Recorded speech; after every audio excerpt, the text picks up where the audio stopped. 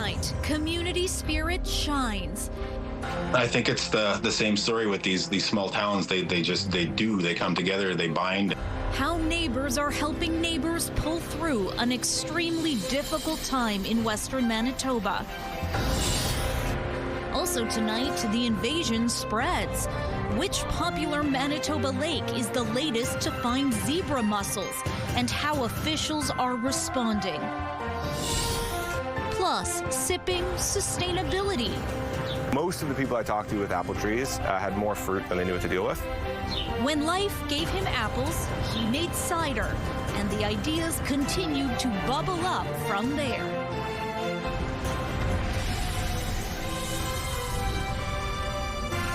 CTV News. Live from downtown Winnipeg with Marilee Caruso. Good evening. Thanks for joining us. I'm Catherine Dow. Marilee is away. Devastating overland flooding in the Parklands region continues to swamp basements and wash away highways. But along with the high water comes stories of hope and resilience. CTV's Joseph Bernacki joins us now live in studio. So Joseph, what are you hearing in the aftermath of this week's storms? Catherine, neighbors are helping neighbors after a major test from Mother Nature. From opening up their doors to pulling people out of the water, residents are stepping up. As floodwaters hit the town of Swan River this week, people raced against time to sandbag. One store owner even opened up her store at all hours of the day and night to help. I don't feel I'm a hero. I feel I'm just a community member doing what needs to be done. Schindler is the owner of Swan River's Home Hardware. In between helping neighbors evacuate from their homes, she decided her store needed to stay open. I had made the decision that I was going to open for Canada Day and I was going to be available all night. And business was brisk, but also came with gratitude.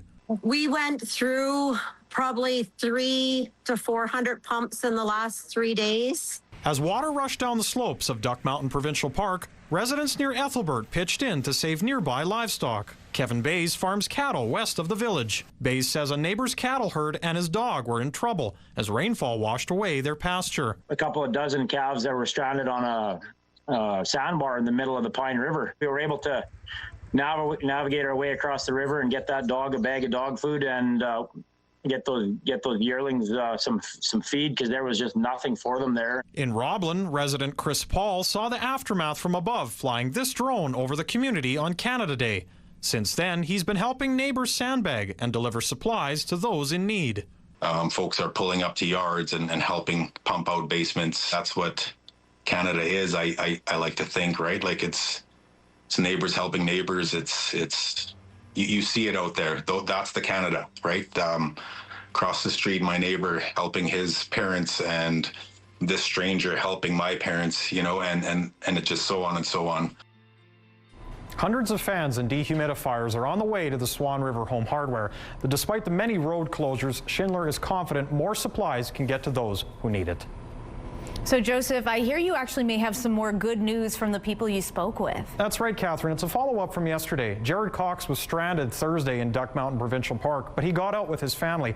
After hours on back roads weaving through Saskatchewan, he finally made the usual 5-hour trip in about 10 hours, making it home to Winnipeg late Thursday night. We're glad he got out. Thank you so much for that update, Joseph.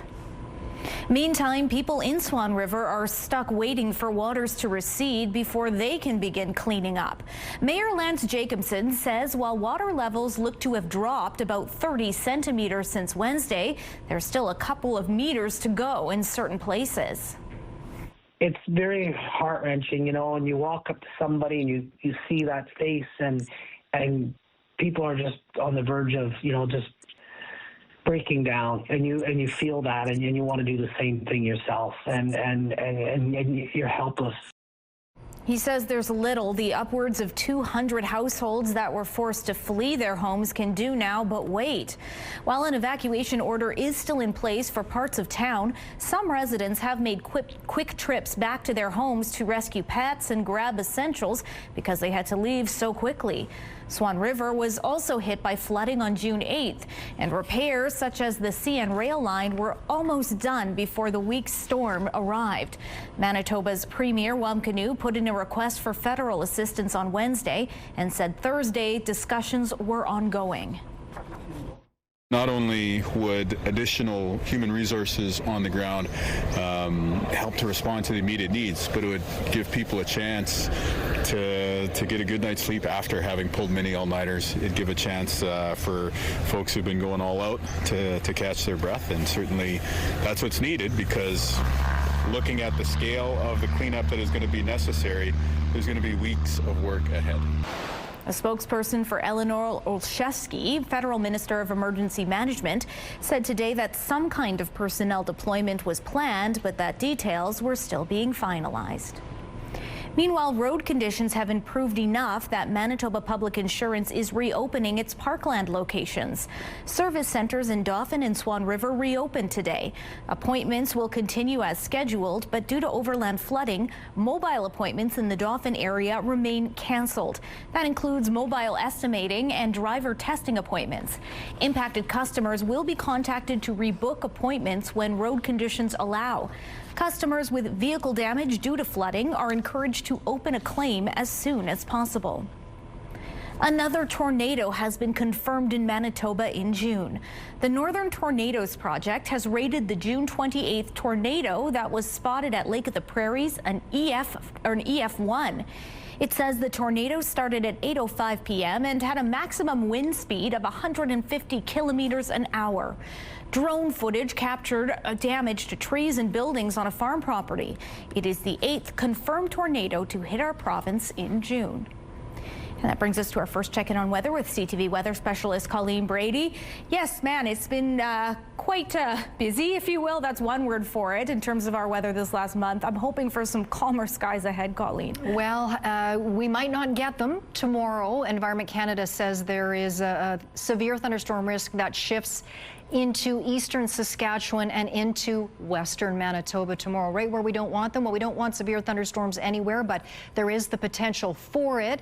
In the meantime, though, we've had some showers that have been falling through the Winnipeg area. They continue to push east into northwestern Ontario. So as for showers in the Parkland region, they are in the forecast as well. Not a sure shot, but there is a decent chance of showers tomorrow in Swan River, a lesser chance, but still possible, as well as in Dauphin, in addition to that risk for the potential at this point for severe weather in western Manitoba more generally. I'll have more details on that and a look ahead to the weekend and into next week. But for now, let's take a look through the CTV Live Eye. It is brought to you by Bath Fitter, your bath and shower experts for more than 40 years. In Winnipeg right now, cloudy after a little bit of light rain passed through. It is 19 degrees, winds coming out of the east-northeast at 13 kilometers an hour. The pressure's dropping and the humidity right now, Catherine, is 80%. Thanks, Colleen. Manitoba Justice says a woman died in custody at the Winnipeg Remand Center on Wednesday. The department was unable to provide any details about the 25-year-old's death or why she was in custody, citing privacy reasons. The death has been reported to the Office of the Chief Medical Examiner. Zebra mussel larvae have been detected in another southwestern Manitoba waterway. The province has activated the Aquatic Invasive Species Early Detection Response Plan for Lake of the Prairies, a water body running between Manitoba and Saskatchewan. That's after a routine surveillance monitoring program found positive larvae samples in the water there. A specific monitoring plan will now be developed to prevent and contain the spread of zebra mussels. All water users leaving the Lake of the Prairies will be required to decontaminate their boats and equipment before entering another water body. Inspection stations are set up around Manitoba. The response is a joint effort between Manitoba and Saskatchewan. A 16-year-old boy has been arrested in northern Manitoba after a social media user posted a video of himself threatening to live stream a shooting. RCMP say they arrested a teen in St. Teresa Point First Nation on Wednesday. Officers seized 4 unsecured firearms and ammunition. The boy has been charged with uttering threats. The average price of gas in Manitoba has reached the lowest point in 4 months. That is according to online gas monitoring service GasBuddy. It shows the average price in our province at $1.54 a liter for regular gasoline, a price not seen since March 1st. Still, that's 23.3 cents higher than the average from this time last year. And there is a bit of fluctuation depending on where you happen to be. Our cameras captured prices slightly above the average in the city's core, while other areas had prices around $1.47 or $1.45. One supply chain expert with the University of Manitoba says there are likely two reasons you're seeing that inconsistency: competition and the price of gas of when the station bought it. If the gas in my tank in my pumps right now was bought at a lower level, I would sort of share that with my consumer, right? I mean, I would lower my price to account for that and still maintain my percentage margin. Then on the other hand, though, if it happened to be higher price, so it all depends upon when they actually bought the gas that's currently in the pump. In case you were wondering, the lowest average price recorded on this day since 2008 was just over 90 cents a liter. That was in 2017. Winnipeg may not be known for its apple trees, but they are all over the city's yards. When the fruit is ripe, it's hard to know what to do with it all. And if you don't want it to turn into a feast for pests or simply chuck it in the garbage, you do have another option. Here's CTV's John Hendricks. Planted back in 2014, Lori Michelson's Carmine cherry tree has grown very large. It's beautiful to be inside the tree, like you go in through the branches and kind of climb up a little bit to gather the fruit. And there's an awful lot to gather. It varies from year to year. The best year was, I think, 51 kilograms of fruit off this one tree. That's a lot more fruit than she could ever possibly use herself. So, to prevent it from going to waste, the excess goes to Next Friend Cider. Next Friend Cider is a food waste initiative masquerading as a cider company. Like many big ideas, Jesse Oberman started small. His neighbor had more apples from his tree than he needed. So, Oberman took the apples and decided to make some cider. Then the neighbor told their cousin, who told their friend, and so on and so on. All of a sudden, I had a lot of apples on my hands. And that's where Next Friend Cider came into the picture. Working out of Low Life Barrel House, Oberman now takes excess fruit from backyards across the city and turns it into several different varieties of cider. We use barrels, we use tanks. Sometimes, like last year when we got more fruit than we knew what to do with, it's all about just finding a place to put the apple juice. Oberman and his team pick some of the fruit themselves, but demand is so great, many people just drop off the fruit at Next Friend Cider's Daly Street location, where he pays commercial rates for it. I think it's exceptional because not only is it rescuing that food from becoming waste and producing methane if it were going into a landfill, or just even rotting on the ground and creating maybe a mess or an issue with pests, it's being put to good use. And also it provides a little bit of a subsidized income to the person with that harvest. Last year, they converted 60,000 pounds of excess fruit into cider, and they're always open for more, meaning there will be less waste in Winnipeg and more delicious cider. John Hendricks, CTV News, Winnipeg. Meanwhile, if you have extra apples or cherries that you don't want, you can drop them off at Next Friend Cider's tap room on Daly Street. And if you want to try the final product, it is being sold in Manitoba liquor marts and some restaurants. Mosquito trap counts are increasing, but some relief is in sight. 84 is the citywide mosquito average. However, some neighborhoods are seeing numbers between 250 and 500. That's enough to move the city from a medium rating to high. To deal with the jump, the city will start fogging tomorrow night at 9:30, weather permitting. The first neighborhoods being treated are south of the Assiniboine River, including Charleswood, River Heights, Fort Garry, and St. Vital. The winds will bring mosquitoes, will move mosquitoes around the city and from outside the city, more so that, that's what will impact, the numbers we'll see moving forward is what the predominant wind direction is, because there is a lot of mosquitoes, outside the city limits right now. Because of that, the city will be keeping an eye on wind patterns. The city is using Delta Guard 20 EW, a Health Canada approved insecticide for fogging. Homeowners can apply for a buffer zone by contacting the city online, by fax, or in person. It does require a minimum 72-hour turnaround time. Spraying will take place between 9:30 p.m. and 6:30 a.m. Meanwhile, it's a sign of the season. Emerald ash borer treatment is beginning on Monday. Winnipeg trees infected with the pest will be sprayed with triazine. It'll target a number of locations in the southern part of the city, specifically zones 13 to 18 and zone 25. That includes areas like Elm Park, Southdale, and River Park South. Spraying happens Monday to Friday between 5:30 a.m. to 5 p.m. if the weather allows. The program runs through August. More details can be found at winnipeg.ca/insect control. Still to come tonight, details of Alberta's pipeline deal. What the federal government is doing is creating the conditions to unlock that private investment. How it's going over with key stakeholders when we return. The loonie slipped to 70.42 cents U.S. Gold futures added $61. The TSX gained 308 points. The Dow Jones and NASDAQ were closed for the July 4th weekend. Canadians with low to modest incomes will receive the first quarterly payment of a new financial assistance initiative today, which replaces the GST-HST credit. Ottawa is making the first regular payment of the Canada Groceries and Essentials Benefit, or CGEB. The amount people will receive depends on how many children they may have, as well as their marital status. Ottawa says this assistance, which amounts to 25% more than people received under the previous program, will provide relief to Canadians struggling with expenses. A day after we learned details about Alberta's pipeline plan, there are questions about the project's viability. While Prime Minister Mark Carney is confident private investment will come once it's built, not everyone is convinced. CTV's senior political correspondent Mike Locatour has more from Ottawa. The Alberta Pipeline Project is officially being handed over to the Major Projects Office.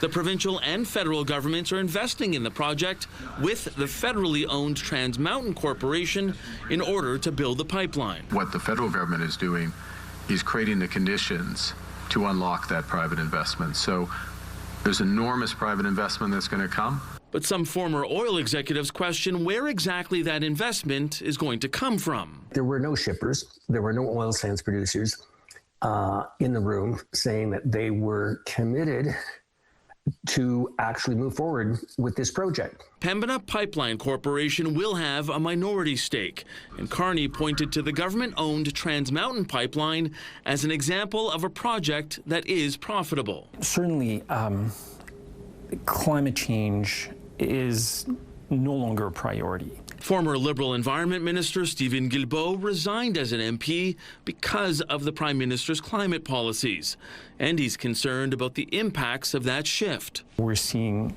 record heat waves in Northeast Canada. The Prime Minister's plane couldn't take off because of extreme weather event on Canada Day. We had to cancel part of Canada Day. Despite that, the Prime Minister managed to thread the political needle between Alberta and BC, whose premiers had been at odds over the pipeline. But yesterday, it seems David Eby backed off after protecting the northern tanker ban. He's coming around and saying, well, you know, BC, he's not in favor of a pipeline, but BC is going to get a cut of it. They're not going to push. They're not going to go to court over this. While the province is on board, the Union of BC Indian Chiefs is raising concerns not only about the environmental impacts, but also questioning whether or not the First Nations along the route have given their consent to this new project. Mike Locouteur, CTV News, Ottawa. The U.S. ambassador to Canada is hopeful the two countries can put together a trade deal in spite of the U.S. decision not to renew the current North American trade agreement, CUSMA. Hopefully we can resolve some of the irritants and some of the other issues that are out there, and we can put together a great trade agreement. It would be good for the Canadian people, it would be good for the American people, and we can move forward, but we'll have to wait and see. Speaking with CTV Ottawa this morning, Ambassador Pete Hoekstra said he never thought it would take this long to reach an agreement, but Hoekstra said he is very optimistic the two countries can work out their differences on trade. Earlier this week, the United States said it was opting against renewing CUSMA in its current form, meaning the trilateral trade deal will now face an annual review. More than a dozen communities in east central Saskatchewan have declared states of emergency after heavy rainfall caused significant flooding. Going into people's houses and trying to decide what stays, what goes, everything had to come up, but baby pictures gone, all that kind of stuff. It's pretty devastating. Just things were floating and you're like, this is people's lives, and it's very emotional. Rain that started falling Sunday quickly overwhelmed infrastructure, washing out highways and backing up sewage systems.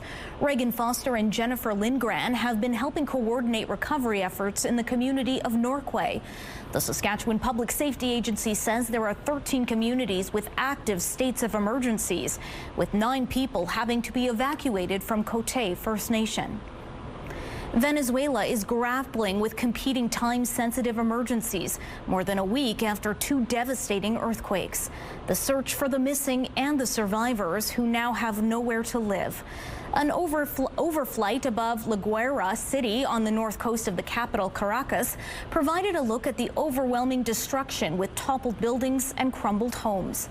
This area is near the epicenter of the quakes that have left more than 2,000 people dead. Rescue efforts continue to find survivors. Earlier today, Venezuela's President Delcy Rodriguez visited one of the survivors in hospital. The security guard was trapped inside the collapsed basement of a shopping plaza, buried under 9 meters of wreckage when the successive 7.2 and 7.5 quakes hit. An unusual discovery has been made in England just in time for the 4th of July in America. A rare original copy of the Declaration of Independence was found in London in a drawer. A volunteer at Britain's National Archives says he was sifting through a box of letters from a Royal Navy captain when he found it. Officials say it's one of only 11 original copies and the only known copy outside the U.S. According to the National Archives, this copy was printed in New Hampshire in July of 1776, but the Royal Navy seized it on Christmas Eve of that year. Football's not just about offense, not just about defense, not about special teams, about how all 3 phases come together and play together. And the Blue and Gold is hoping it all comes together this weekend as the team looks to avenge an earlier loss. We'll have your keys to the game up next. Well, as the temperatures rise this weekend, so will the humidity across southern Manitoba, including here in Winnipeg. On Sunday, a hot high of 30 degrees. Sunday night, humidity will keep temperatures high. 20 is our low, up to 27 on Monday, with the possibility of showers. And then you see we just go back and forth throughout the long-range forecast between sunshine and the possibility of showers. Warm for much of the week. 27 Monday, more into the mid-20s by the midweek, back up to 27 in the sun by Thursday.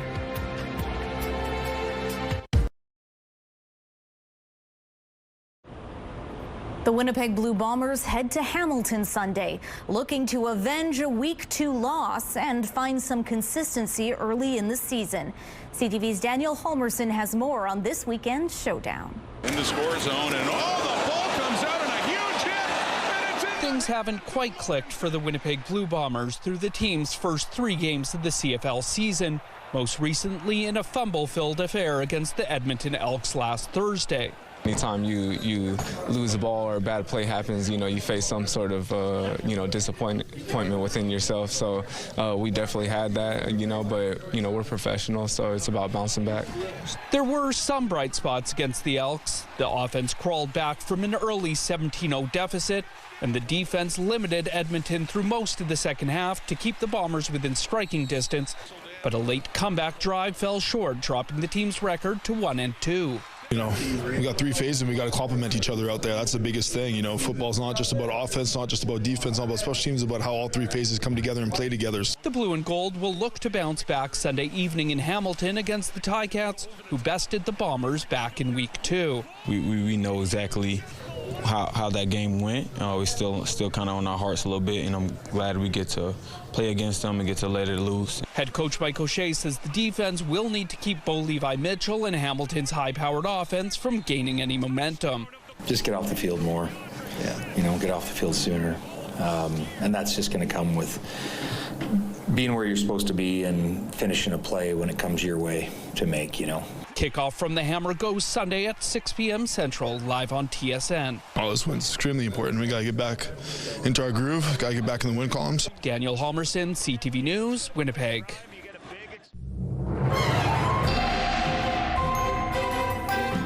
CTV Skywatch weather brought to you by South Beach Casino and Resort. Visit southbeachcasino.ca. CTV weather specialist Colleen Brady has your complete Skywatch weather forecast. Temperature's been a bit sluggish, Colleen. I'm hoping a warm up is in the cards. Yeah, it's actually going to feel like summer this weekend in southern Manitoba. But as I was mentioning earlier, as the temperatures rise, so will the humidity and so will the potential for severe weather. So we've had some light rain that's come through the Winnipeg area. It looks like the last of it's come through, but there might be a little bit yet to come in behind. But for the most part, that's starting to shift off to the east. In the north, it's generally been clearer under higher pressure, but we're now seeing clouds start to move in from the southwest, moving into Thompson, Lynn Lake there, also contending, of course, with wildfire smoke and Oxford House. But speaking of Lynn Lake and the smoke, Environment and Climate Change Canada has issued an air quality warning for the Lynn Lake region as well as Brochet and Tadoodley Lake regions for air quality because of that wildfire smoke. It's expected to last for the next few days, but from hour to hour, the intensity of the smoke is expected to vacillate, but nonetheless just remain widespread throughout those areas for the next few days. Meanwhile, down here in the south, we have light scattered rain that's been passing through. Now, right now in Saskatchewan, in southern Saskatchewan, there is a storm that could be producing a tornado southwest of Perry in southwestern Saskatchewan, but that severe weather is going to shift gradually eastward over the next several hours. By Saturday morning, Environment and Climate Change Canada says the threat for severe weather shifts east into eastern Saskatchewan and into western Manitoba, precisely where unclear at this point, but speaking generally, western Manitoba. On our side of the border, though, not much happens until we get into tomorrow morning, but you can see the Futurecast anyway has a line of rain riding right along the provincial boundary there.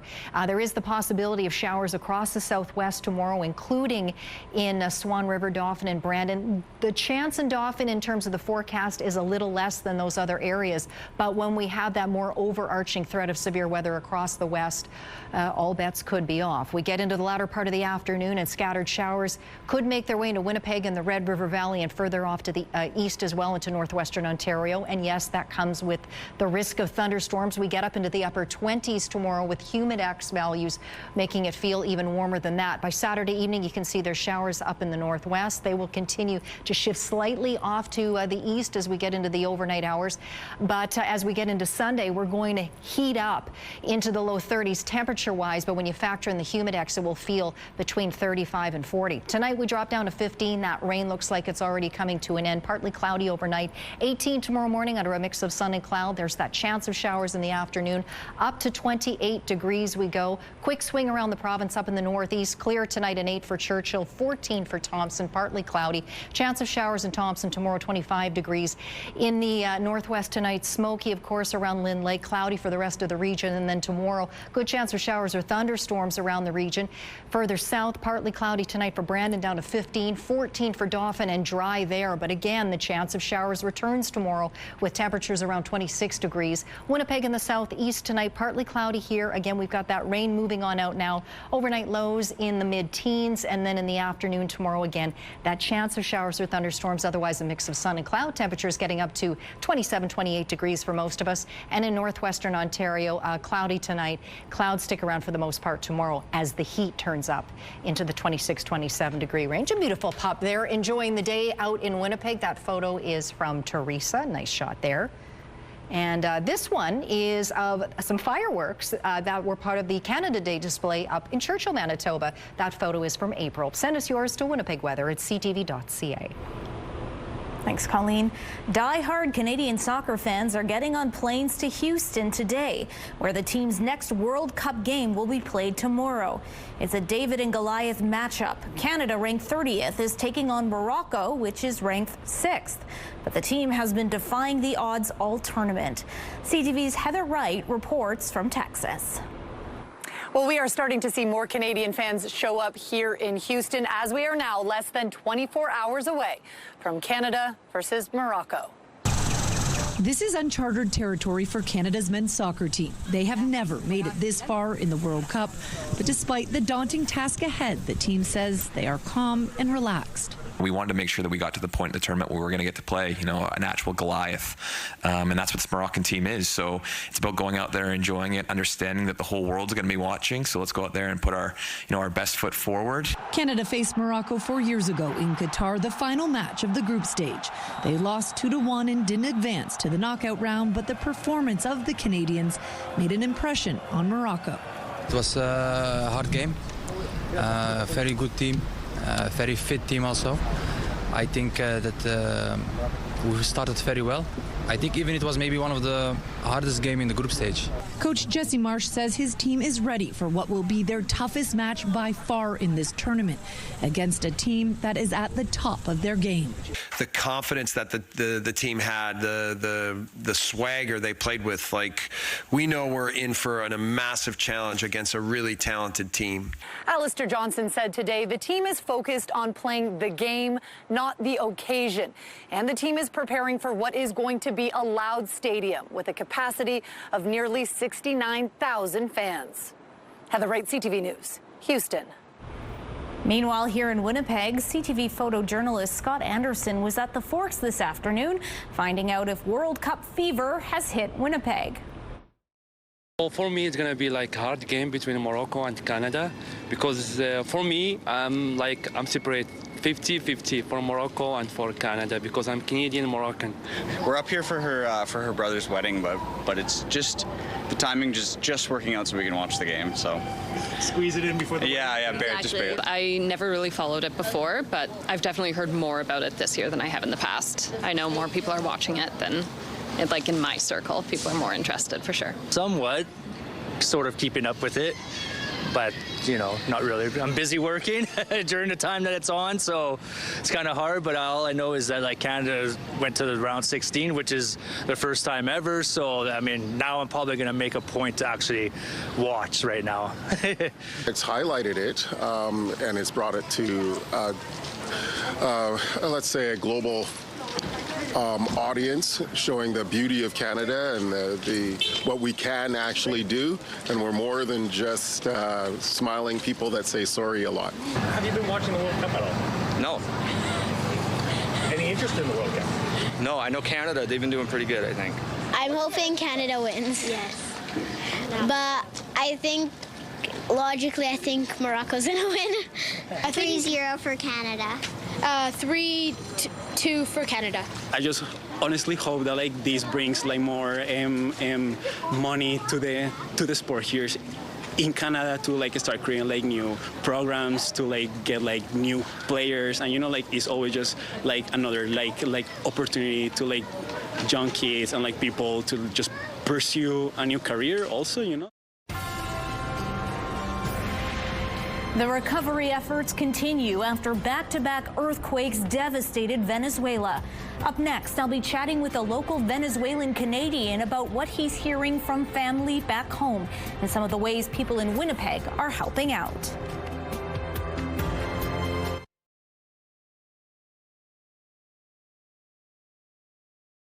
Dramatic rescues are still unfolding in Venezuela over a week after a pair of powerful earthquakes struck the northern state of La Guaira, killing thousands with countless more still missing. Here in Manitoba, the local Venezuelan community is mobilizing to help its homeland pick up the pieces amongst the mounting devastation.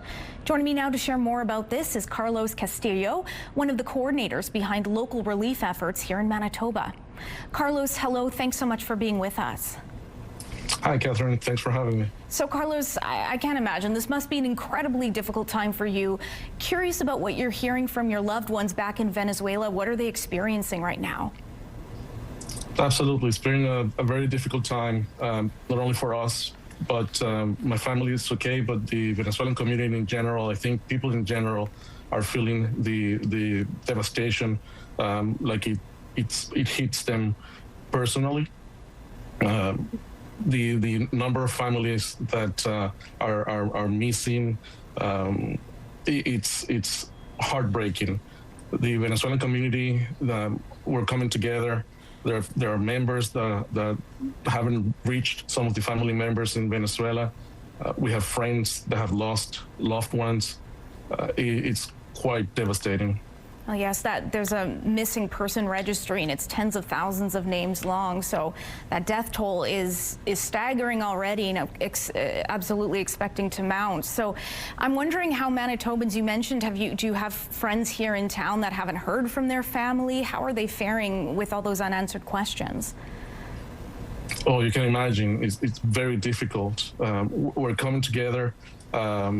It's an extended family that all of a sudden activates to help each other, and extends beyond the Venezuelan diaspora as well. It's countless community members from different aspects, different communities, different countries.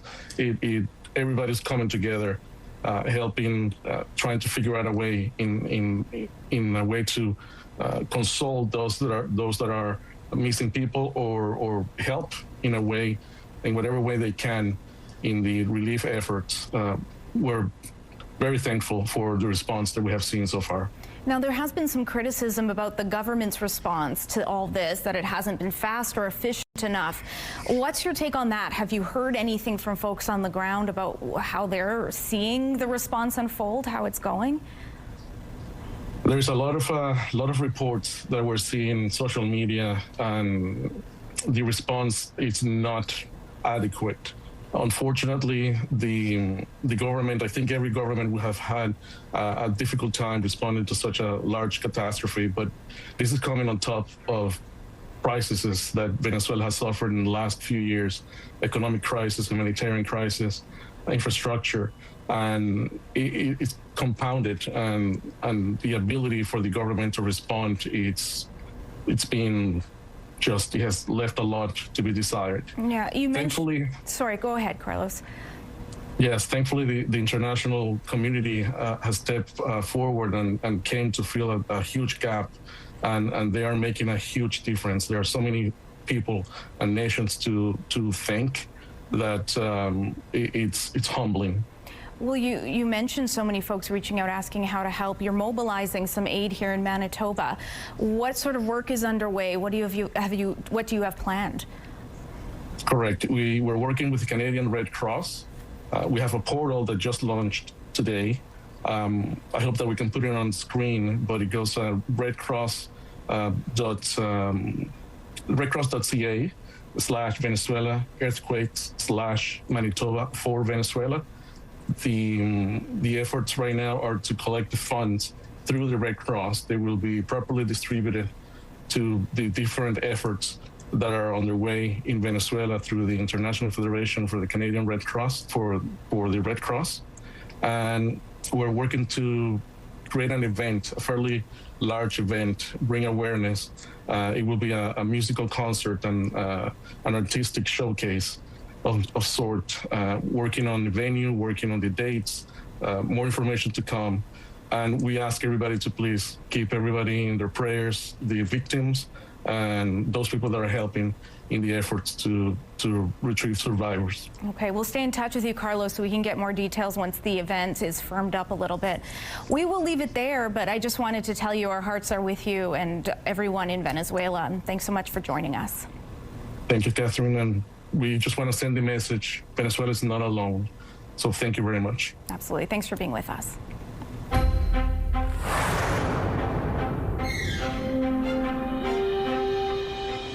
The World Health Organization says the deadly Hantavirus outbreak is now over. The last identified contact of an exposed person has completed quarantine and tested negative for the virus. The Hantavirus outbreak was linked to the MV Honduras cruise ship, which set off from Argentina in April. 13 people were infected and 3 died. From road trips to flights, for many it is time to travel, but those time zones can be tricky. Jet lag is a temporary disruption of your body's internal clock.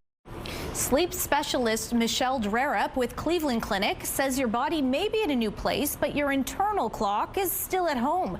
She says it can lead to sleep disruptions, daytime sleepiness, low energy, irritability, and digestive issues. Drerup says jet lag relief starts before you even travel. Get adequate sleep leading up to the trip.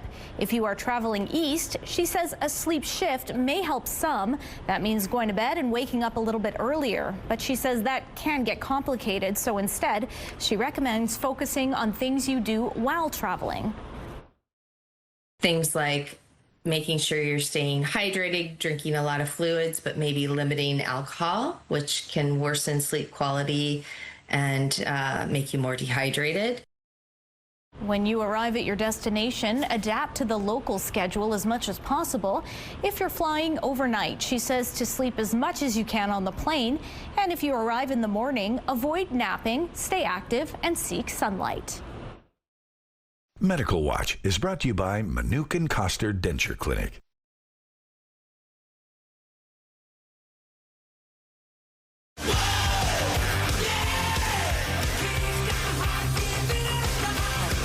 Kickstart your weekend with an all-star lineup of back-to-back performances at Princess Auto Stadium. Who's taking the stage for the Thunder Concert Series next in Spotlight?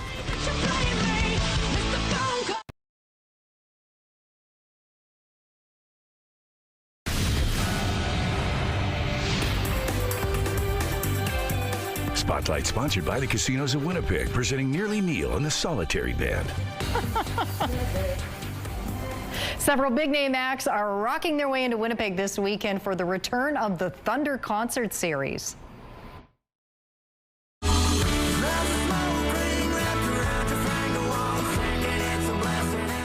party gets started this evening with chart-topping country singer Bailey Zimmerman, who is headlining Country Thunder. Other acts taking the stage tonight at Princess Auto Stadium include Co-Wetzel, Josh Ross, and Robin Ottolini.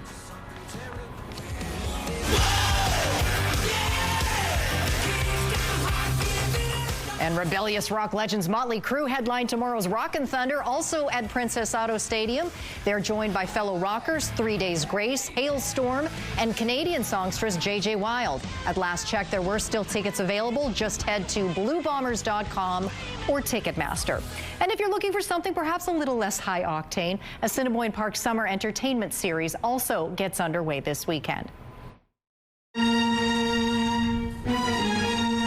The Summer Concert Series kicks off Sunday evening with performances by True Mountain Laurel and the Haleys. Shows take place every Thursday and Sunday evening until the end of August. Sundays also see the return of Jazz in the Leo Mall Sculpture Garden, and that goes Sundays at noon. And the Leafs Garden Concert Series begins Saturday morning at 11. And here's a look at just some of the other events taking place in Manitoba this weekend. Try out a new sport at Summer Game Day at the Lyric Field at Assiniboine Park. The Portage exhibition is back on the island. Carberry hosts its own fair. Lac du Bonny has its summer festival. Creamery Days is on in Ericsdale. Manitou has its 141st Egg Fair. The Minscarth Homecoming includes traditional Canada Day festivities. Mossy River Days returns to Winnipegosis. The Shell River Jamboree is in Boggy Creek. Killarney kicks off the summer with a concert featuring Doc Walker, JoJo Mason, Jess Moskalouk, and more. You can find a full list of events this weekend on our website, ctnewswinnipeg.ca. Tommy Hunter, a fixture in Canadian living for rooms for decades, in living rooms rather for decades, with his long-running TV show, has died.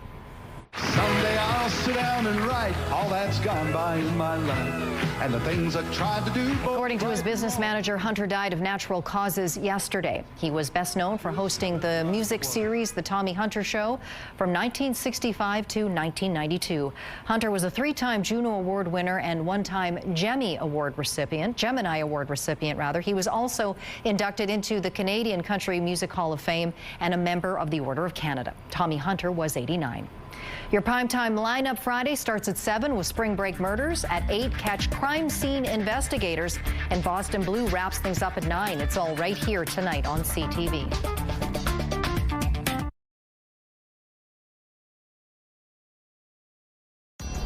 Women's clothing provided by RW & Company. Salon services provided by S Antique Spa Salon. 19 degrees today. Normal high is 25. 2021, not that long ago, Catherine, the record high for this day. 35 degrees. We'll come closer to that on Sunday. 28 tomorrow, chance of showers in the afternoon, yes, with a thunderstorm risk. 30 on Sunday in the sun, and then back and forth all week between sunshine and the possibility of showers next week. Now, before we go tonight, we would like to bid farewell to a very valued member of our team here at CTV News Winnipeg.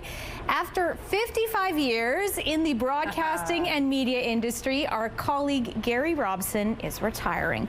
39 of those years have been with us, first at CKY and then again at CTV. Gary has worn many hats over his storied career, including as a film editor, a technical director, a director for Kinsman Bingo, and as a camera operator. In fact, Gary Robson is behind the camera right now. There he is. Say hi, Gary, from all of us here. We wanted to say thank you for absolutely everything, and we wish you all the best in your very well-deserved retirement. This place will not be the same without Gary. Will not. Oh, Congratulations, Gary. Come on around the camera. Give us a smile. Give us a wave. There you are. Calling it a career. Yeah, congratulations. Congratulations, Gary. We'll miss you. All right, that's going to do it for us and for Gary. Have a good evening.